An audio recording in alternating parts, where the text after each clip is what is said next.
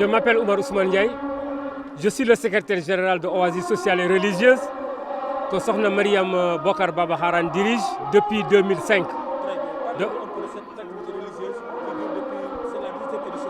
Nous sommes à la 18e édition parce que nous avions commencé en 2005 au niveau de Ouest Foire. Alors on a déménagé, nous sommes partis à la foire de Dakar. L'espace ne pouvait pas contenir les musulmans. On s'est déplacé, on est parti au mausolée Thierno Seydou Nourou Tall. Pendant 5 ans, vu les travaux, on a déménagé ici à la grande mosquée de Dakar, qui est une mosquée quand même de tous les musulmans du Sénégal.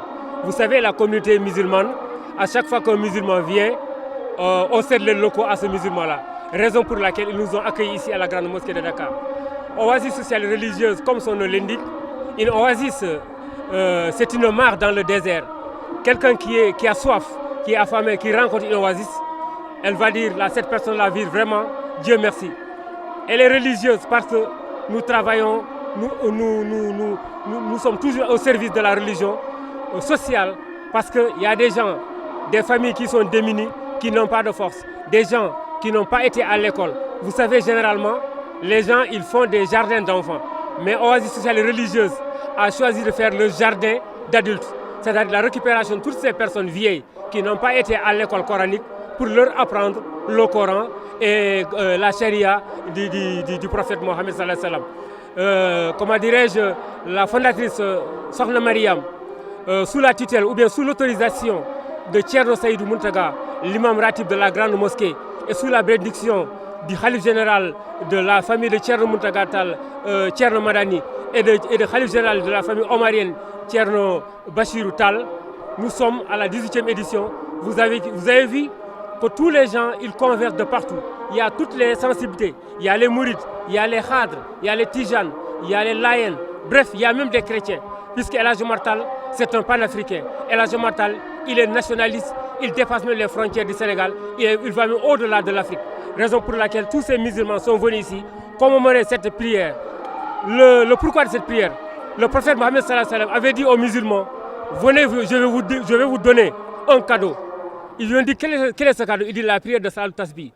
Vous la priez une fois dans votre vie, Dieu va effacer tous vos péchés. Ou bien une fois par semaine, une fois par jour, ou une fois dans votre vie. Donc voilà le pourquoi de cette prière. Alors là, nous remercions tous les musulmans confondus et tous les amis de la famille omarienne qui sont venus commémorer cette fête-là avec nous. Donc nous remercions encore la présidente fondatrice Mariam Ba qui a vraiment le courage d'un homme. On a l'habitude de dire derrière un grand homme, une grande dame. Mais moi je dirais autre chose. C'est à côté d'un grand homme, une grande dame. Cette dame aujourd'hui qui est religieuse, mais qui est sociale, mais aussi qui aujourd'hui qui a l'esprit vers la récupération des enfants qui sont dans la rue.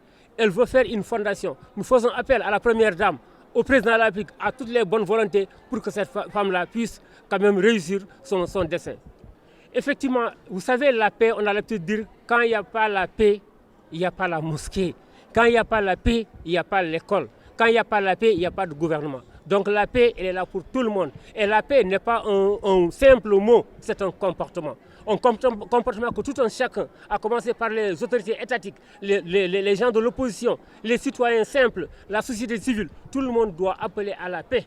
Et les religieux, ils ne peuvent qu'appeler les gens à la paix. Maintenant, la paix, comme je l'ai dit, c'est un comportement. Maintenant, il s'agira que chacun d'entre nous essaye de décrypter ce message-là pour que la paix soit dans le Sénégal. Parce que le Sénégal, il est un et indivisible. Nous avons un peuple, un but, une foi. Donc nous disons Sénégal, on ne dit pas autre chose. Donc le Sénégal est pour nous, tout va passer, mais les personnes vont rester, la religion va laisser. Donc vive la paix.